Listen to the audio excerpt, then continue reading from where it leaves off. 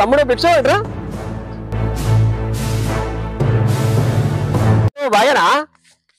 బాగానా ఇటు పక్క కూర్చొని మాట్లాడన్నా అరే నువ్వు ఎంత మంచిగా చదివినావు నువ్వు ఎట్లయినవరా ఏం రా తమ్మి గింత చదువు చదివా ఈ పని చెప్తున్నావేంద్రా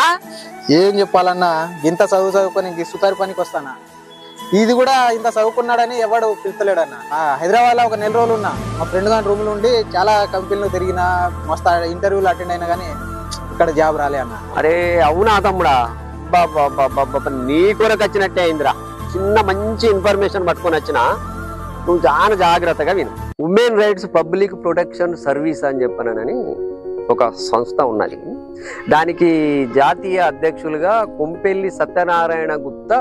దానికి అధ్యక్షులుగా ఉన్నారు వీళ్ళు జగద్గిరి గుట్ట తెలుసు కదరా జగద్గిరి గుట్టలో గొప్ప జాబ్ మేళా ఒకటి అక్టోబర్ 11వ తారీఖు 2025 ఆ రోజు శనివారం అవుతాను పెద్ద జాబు మేళా అనేటువంటిది కన్యకా పరమేశ్వరి టెంపుల్లో చేస్తారు దీంట్లో దాదాపు 40 ఐటీ నాన్ ఐటీ కంపెనీస్ వస్తాయి అంటే చూడు ఎంత పెద్ద జాబ్ మేళా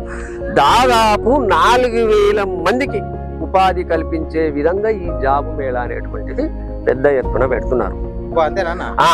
కాబట్టి దీనికి నువ్వు మంచిగా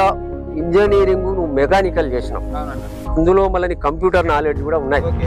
నాకు తెలిసి ఖచ్చితంగా ఏదో ఒక కంపెనీలా నీకు మంచి ప్లేస్మెంట్ వస్తాయి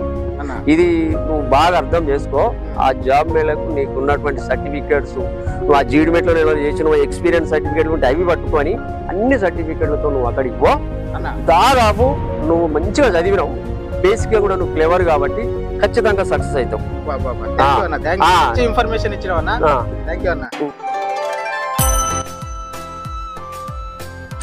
అన్నా